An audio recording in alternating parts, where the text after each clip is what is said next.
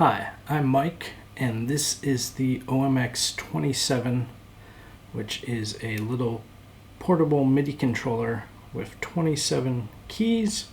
So that's basically 2 octaves plus a note, and it's pretty small and can be powered by USB micro, which is really cool because you can plug it directly into a Norns or your phone or the M8.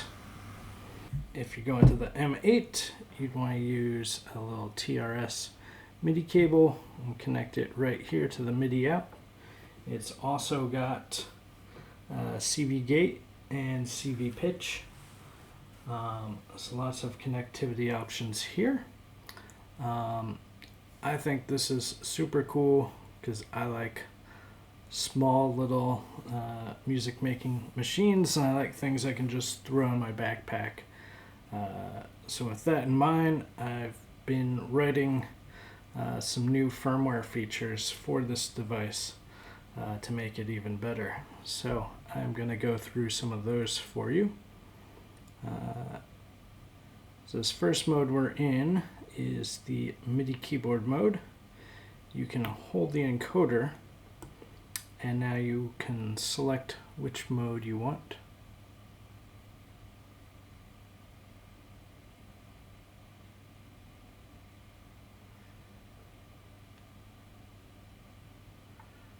So there is MIDI keyboard mode, there is a sequencer mode, sequencer 2, which lets you sequence multiple patterns at once, and organelle mode, grids mode, which is a sequencer based off of Mutable Instruments grids code, and then a new Euclidean Sequencer mode.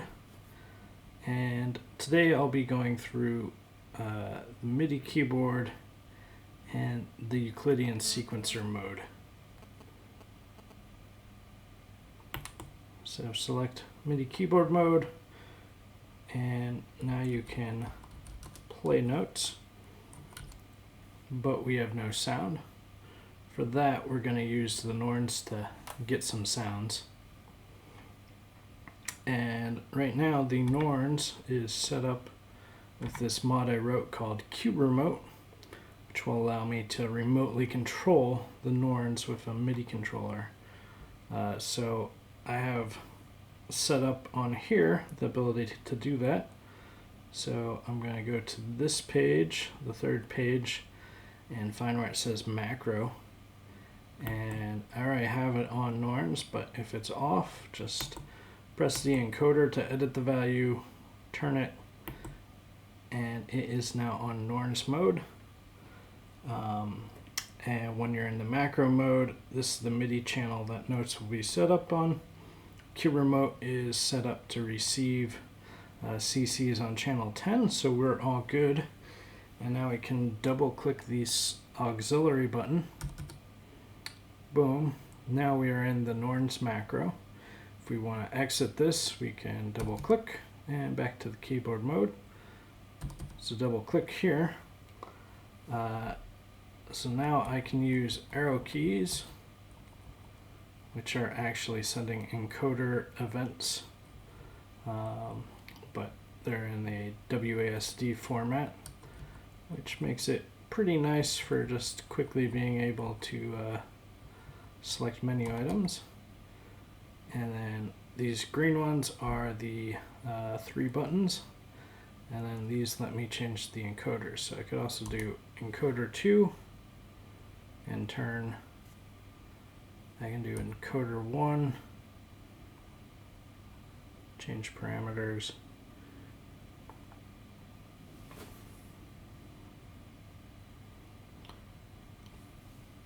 Cool, but I will go to select, and let's load in a script. I always love going to Molly the Poly. So it's a quick sounding synth that sounds really good, and you can quickly randomize things.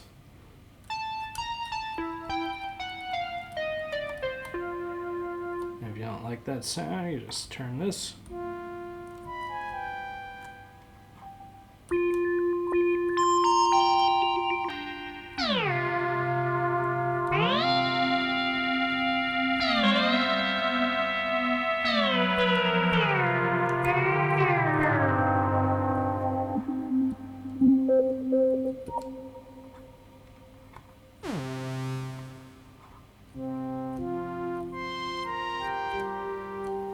This sound will probably work for my purposes. So now that we're here, as you can see, I can play chromatically. But if I want a little bit of assistance, I can turn on the scale. Let's go for something like melodic minor. And let's go for something weird. F sharp. There we go.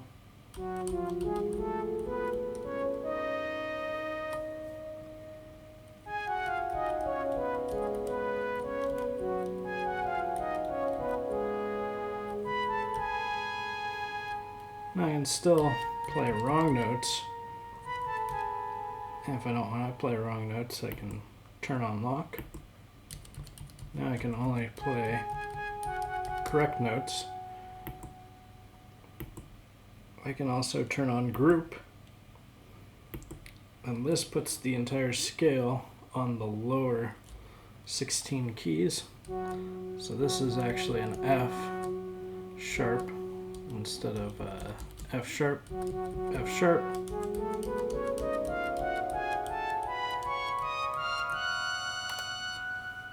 Cool. I sort of like keeping it on this mode because I like trying to learn and memorize every scale configuration as I go. Cool. So great. Now you got a 2-octave keyboard. You're good to go. Well, there is still much to be had. So these guys are all CCs. And let's map one of those. So Molly the Poly. Let's go to preset, actually map. And let's map probably the filter, low pass filter, to this guy. Boop. All right. Now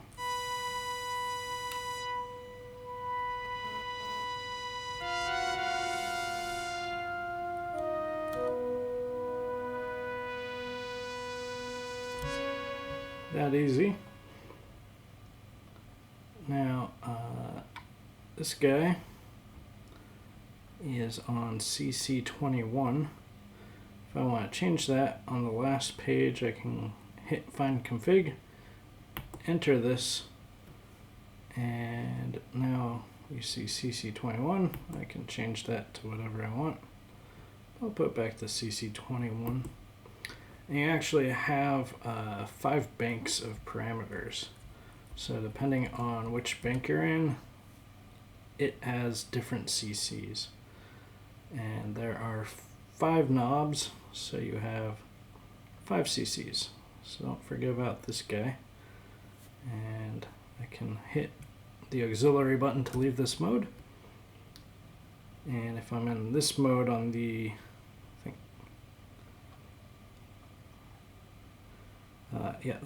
third page again, you'll find polybank, and you can use that to change which bank you're in.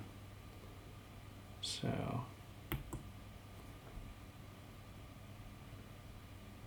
there we're in bank 1. Now we're in bank 2. This should not work. Cool.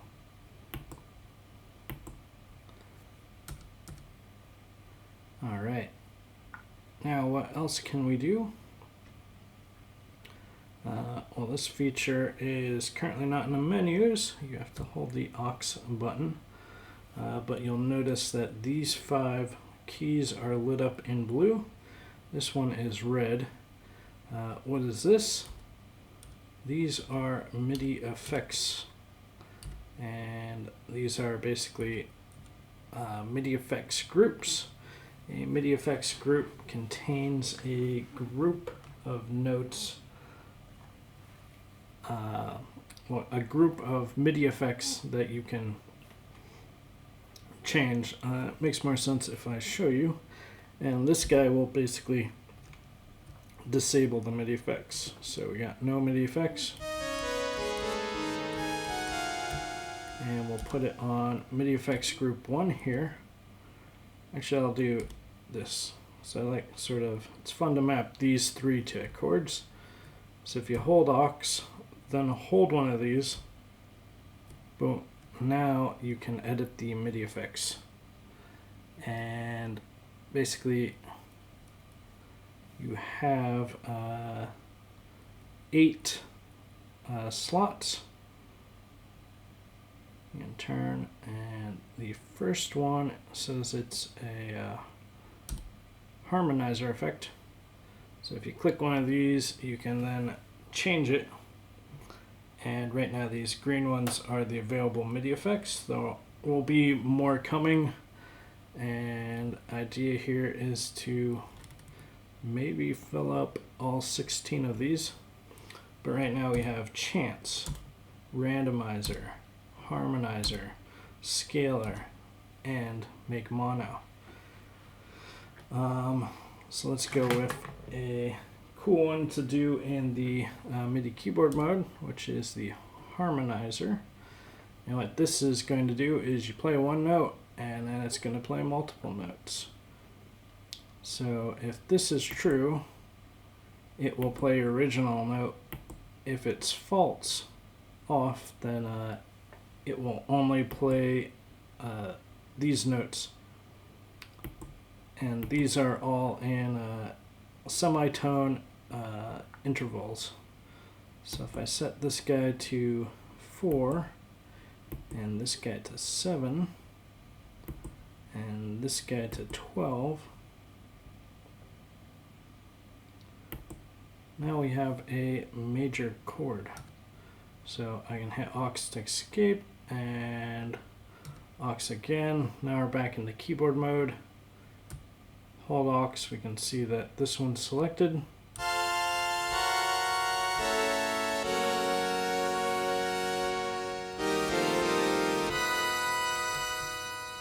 And we can turn that off.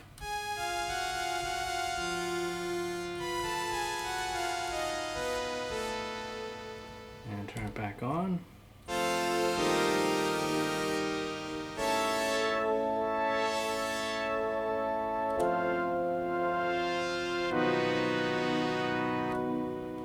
Also, if you're holding aux, you can use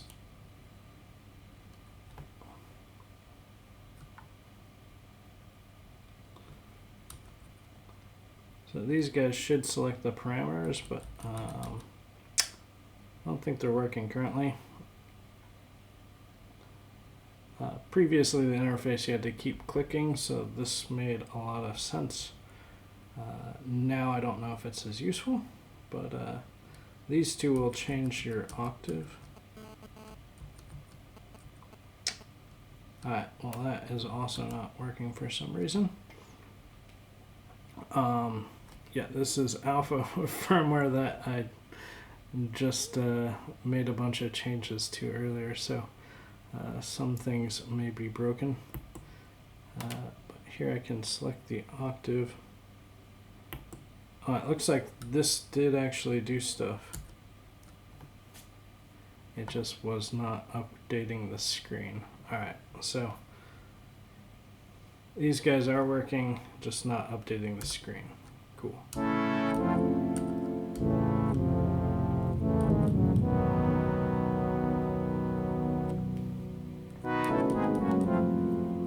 Now let's go to this MidiFX slot, which hold it, and we have this also set to a harmonizer.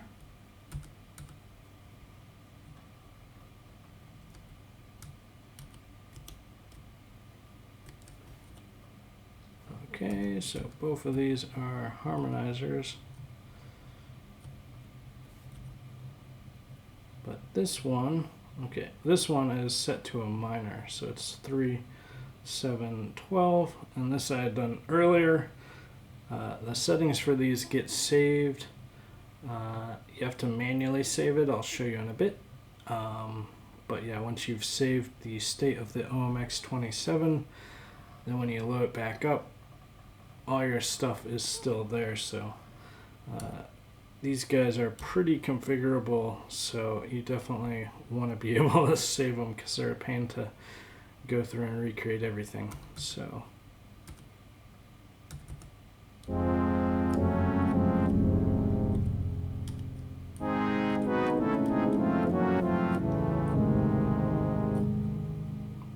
cool. And now I'll go to this last guy, hold it to edit it. Nothing is currently set up. So this one I'll click here and make this a randomizer, and let's do a random note. Actually, for this I'm just going to do random octave, and I'm also going to, this guy is the chance, so if that is enabled, then only some of the time are we going to do a random octave. So only sometimes is it going to get weird. And we'll go here, and in this one, let's do another randomizer. But this time I just want to always randomize the velocity.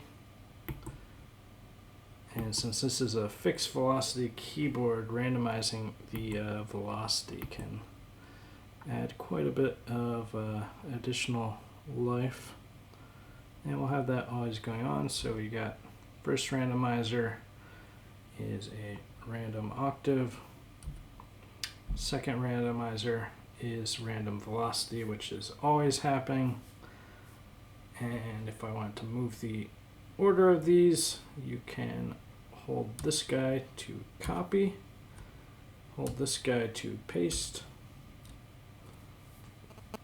So this one's now a randomizer with the same velocity settings. Hold both of these to cut, because I put that here, I can cut that. So now this is nothing, nothing, randomize, randomize. So that's pretty useful, having the cut, copy, and paste features in case you want to experiment with how these are chained, because they are going to go from left to right over here. And we'll do some more stuff once we're looking at the Euclidean sequencer. But here we're now going to get random octaves sometimes, and we're going to always get random velocity.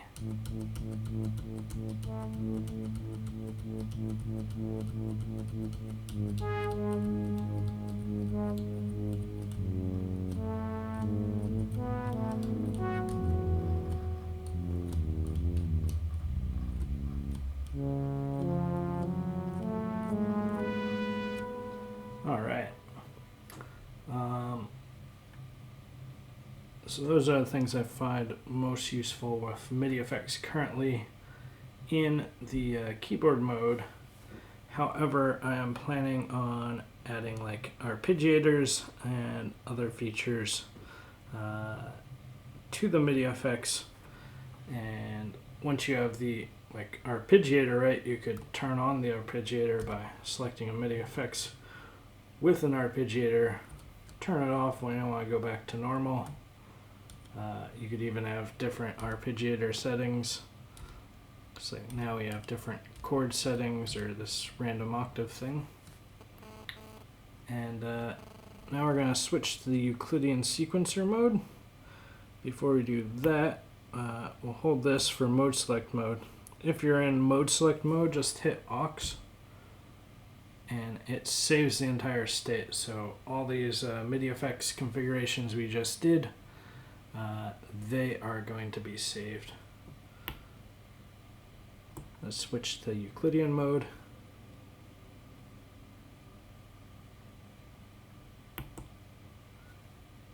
All right. So Euclidean mode has several different pages. So you have mix, edit, and pattern. Right now only edit and pattern do things.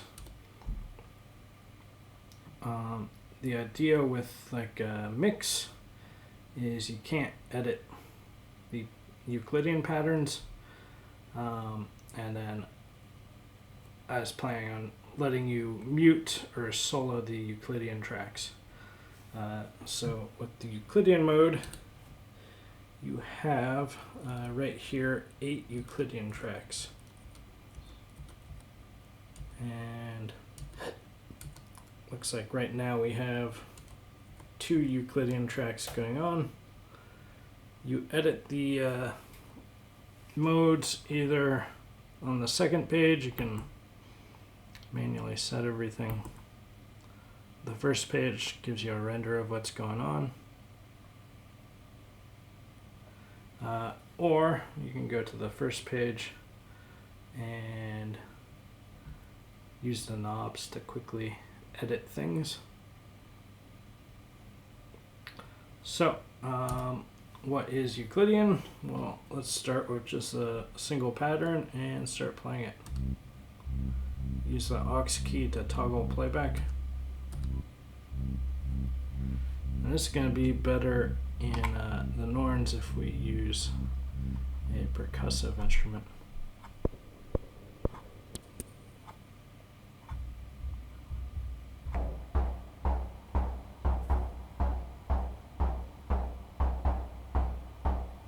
So you can see it stepping through this sequence, and we have the number of steps. So now there are events fired on every step. 0 events, 1 event.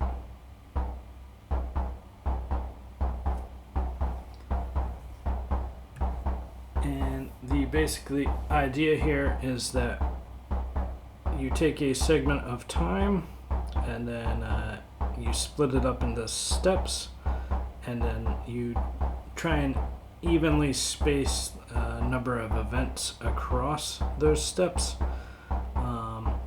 But what happens is that, you know, things can't always be evenly spaced, so you'll get sort of repeating notes. So you get various rhythmic patterns, which are kind of cool.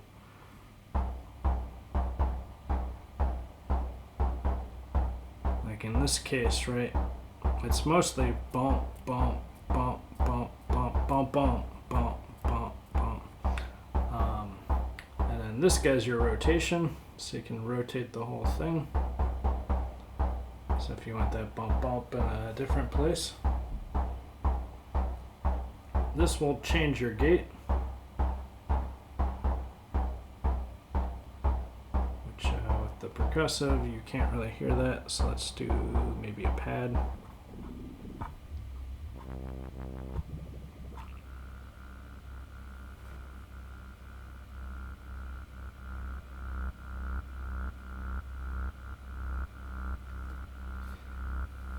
And this will change the rate. So right now, 0.5 is actually fast, and as you go this way. So you can think of these as like bars. But I think it's actually 1 means how long it takes to play 32 steps. Yeah, so, but just play around with it until you're happy with it.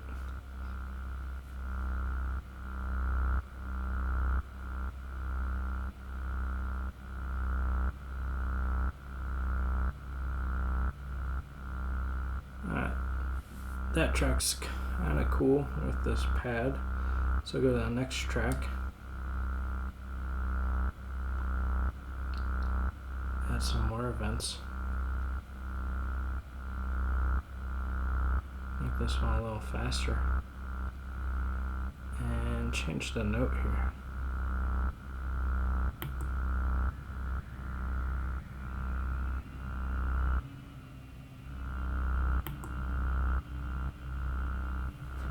Change the length.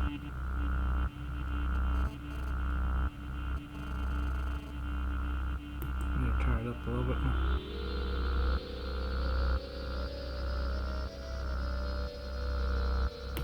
Alright, so that's kind of fun. Now we can make this more interesting by using MidiFX. So as you can see, in the same position as it was in the MIDI keyboard, these are your MidiFX. So when you have a track selected, let's start with this one and set to one of these. And important thing to note is the MidiFX are shared between the Euclidean Sequencer and the MIDI keyboard mode. Reason for that is because this guy does not have much RAM or storage space or anything, so resources are pretty limited, and I'm really trying to squeeze as much possible out of it. So just keep a note on that, but it's also quite useful to be able to switch between the same modes and not have to create new MIDI effects. So that's a chord mode, the major chords, or we can switch to minor.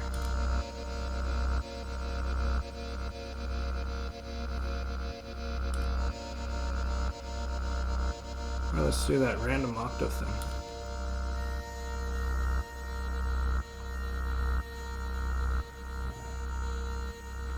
Let's make that random octave thing better. So you can just hold it to edit it. And this guy is your random octave. So instead of going up, let's go down. Let's make it happen 100% of the time. We will go down maybe by 2 octaves. And also give it random notes. So now we have the whole octave range. Maybe only do that by 1 and maybe go up by 1 or 2.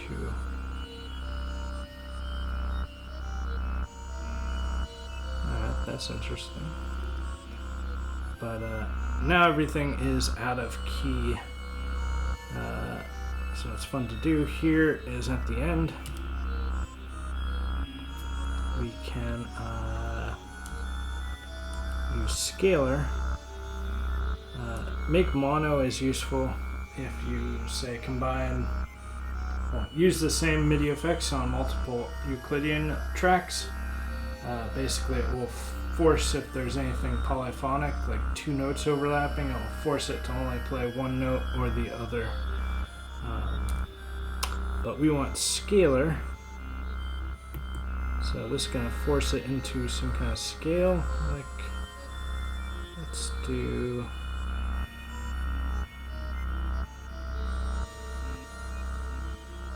pentatonic minor in the scale of E. So this is happening 100% of the time. It's getting put into scale.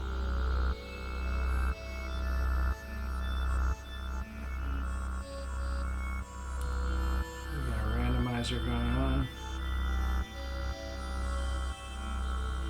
And let's go here and make it sometimes play a chord. So harmonizer.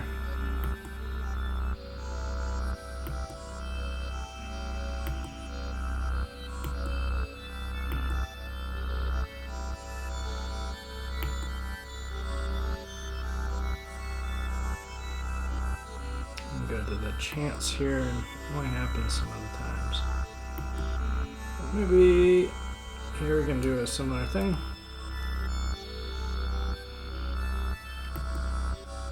Let's just go full.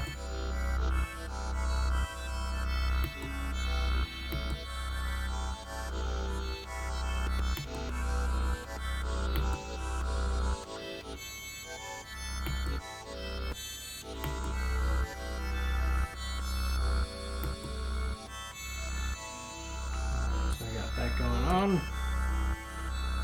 After you go to pattern and save this to pattern 1, and then I could go here, mess that up, and then you just click it again to load it. So it's always one click to load. Hold the function key, press a key to save it. Makes it easy to save your pattern to new slots. And in case you accidentally start modifying things, you can just go back to where you were. But you have to be aware of it and manually save your work. So I'm going to do another one where this guy just going to set steps to 0 and just save it here. Alright, so now I got 2 patterns.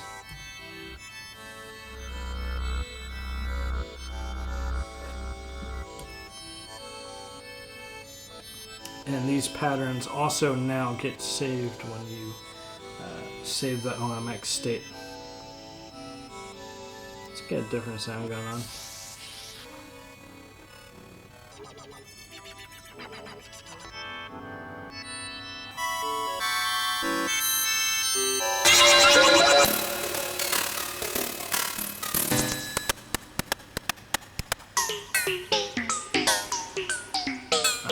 This guy I like.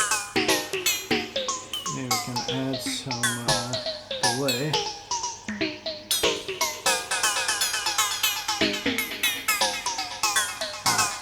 Sorry, I did that off camera with my blue box.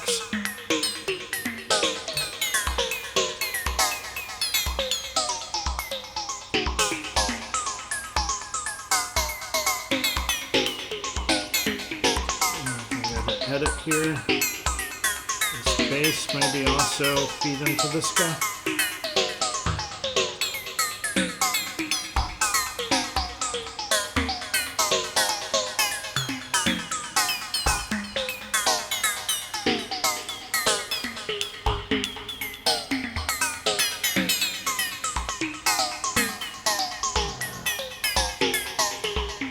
This one I'll just make it do some random bass lines.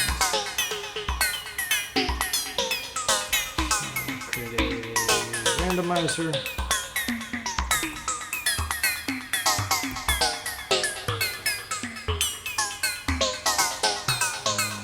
at the end here, create a scalar. I'm going to do B pentatonic. Pentatonic minor. There we go.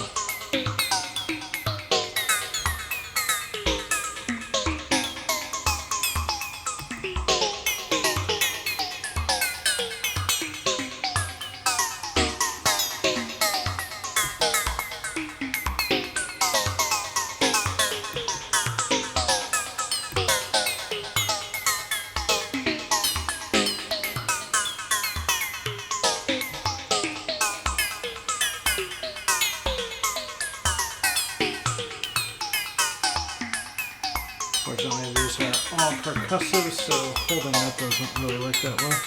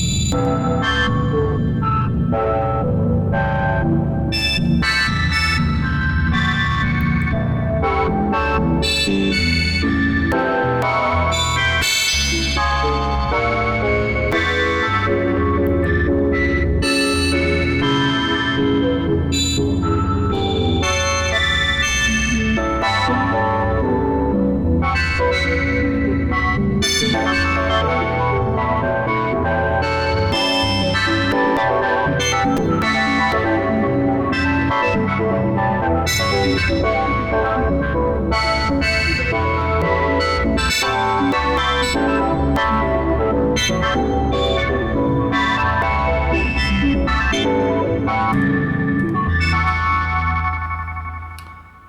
And also what you can do with these tracks is if you have multiple instruments, you can send out each one to a different channel. So I would recommend trying this out with it going and controlling a drum kit. It's a lot of fun. Also, try out the grids mode with a drum kit. Also a lot of fun. Yeah, that is about all I want to cover right now. Yeah, if you have an OMX-27, please join the OMX-27 Discord, and we can hook you up with some new alpha firmware and let us know what kind of bugs you're finding, and it'll help us make everything work a lot better and keep this little guy improving. Yeah, have a wonderful day or night.